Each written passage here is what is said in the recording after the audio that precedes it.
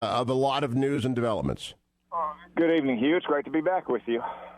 I saw a picture of you and your beautiful wife, I believe in Jordan, transiting a refugee camp. Was that in Jordan?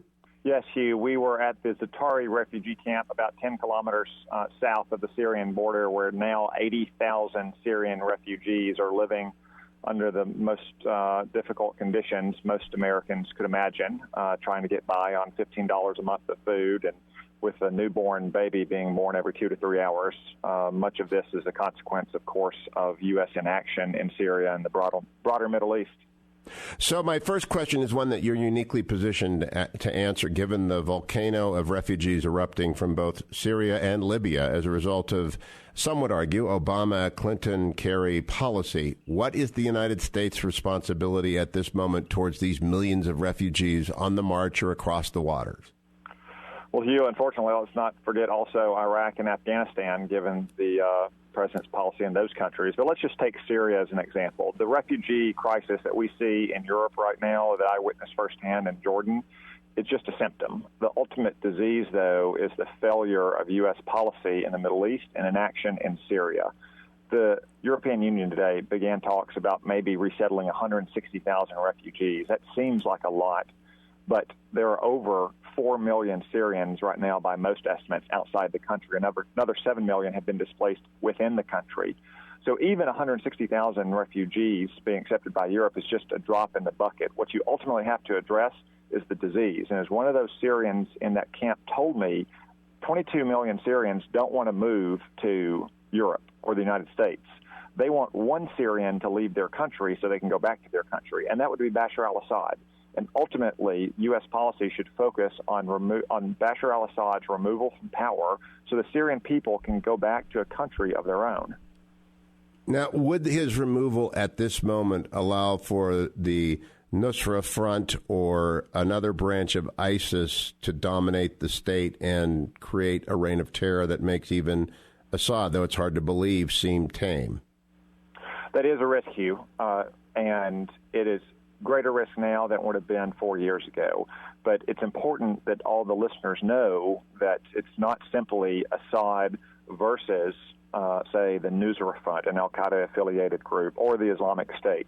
You open this segment by playing the Game of Thrones soundtrack. In some ways, this is like at least a five-way Game of Thrones war to try to control Syria. There are opposition forces that are indigenous Syrians who are trying to fight. They've made good gains in southern Syria over the last several months. Unfortunately, every time they gain more territory, the regime barrel bombs them using its air superiority, because the United States refused to do anything to stop Syria from having that continued air superiority. That is just one example of how we could help the non-extremist, non-regime forces in Syria, while also alleviating some of the humanitarian suffering by allowing some of the Syrians to return to a part of the country that is under opposition control and that is therefore safe for them. Now, that's news to me, Senator Cotton, because I read the story of Division 30 being routed by al-Nusra in a surprise attack. Is there an organized opposition that is not extremist Islamist in southern Syria that we could support with air cover in a no-fly zone? Hugh, there's opposition, and it has varying degrees of organization and various degrees of unity. And it's not just in the south, but also in the north.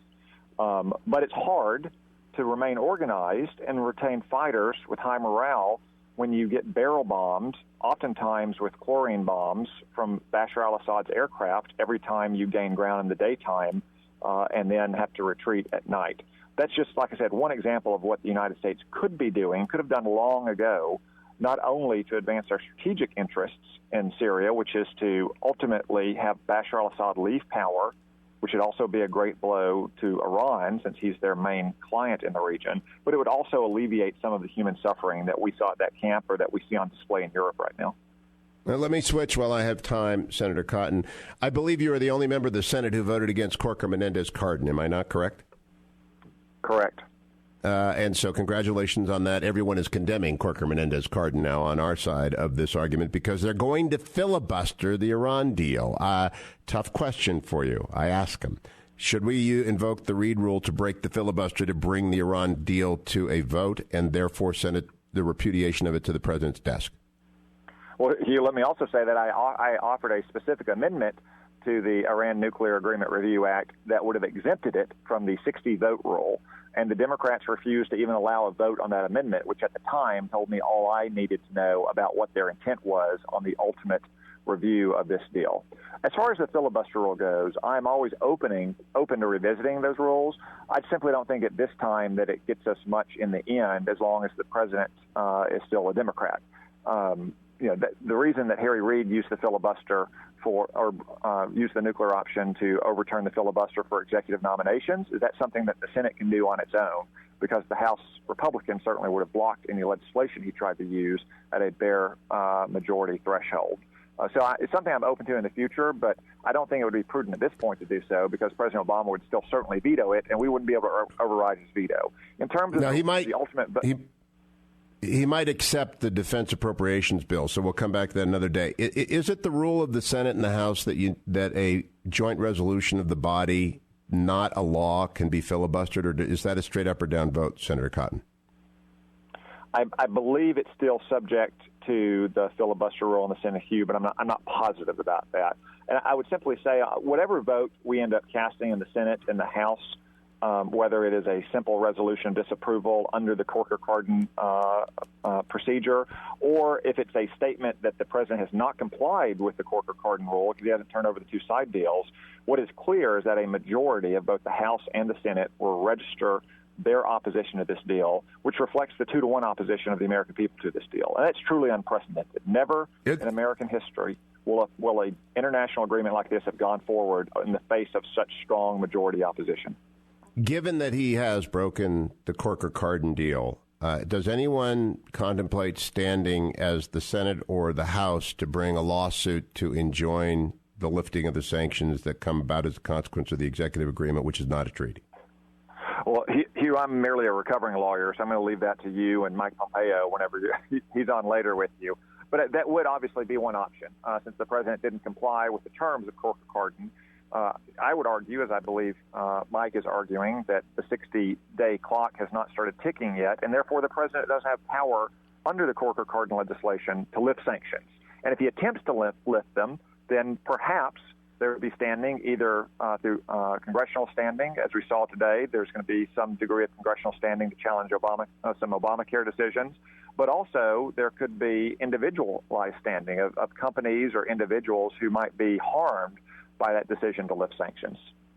And so this is a monumental moment in American constitutional history as well as security policy, and I don't know that it's getting enough coverage. There was a rally with Donald Trump and Ted Cruz today, good on them, and Sarah Palin. I'm glad they did it. Other people are talking about it, but is this what a fiasco. Corker-Cardin was a fiasco. Well, if you look at the Pew poll that just came out yesterday, I'd say that a lot of Americans are paying attention to this, and support has actually fallen since the deal was announced. It's fallen all the way down to 21% of Americans. Just think, Hugh, this in our system is supposed to be a 2/3 vote for a treaty. The president just five years ago submitted a nuclear arms control agreement with Russia as a treaty and acquiesced to the fact that the Senate, under the Constitution, gets a 2/3 vote to ratify a treaty. So it goes to show that he knows what he should be doing, but he's not doing it because he knows that the American people oppose this deal.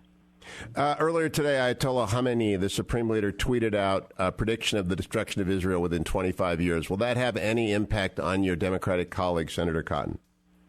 It would appear not to, Hugh, because Khamenei and Qasem Soleimani, the head of the Revolutionary Guard Corps in Iran, have been saying these things since the deal was announced and before the deal was announced. They've been saying these things for 36 years. This is a central pillar of the foreign policy of the government of Iran.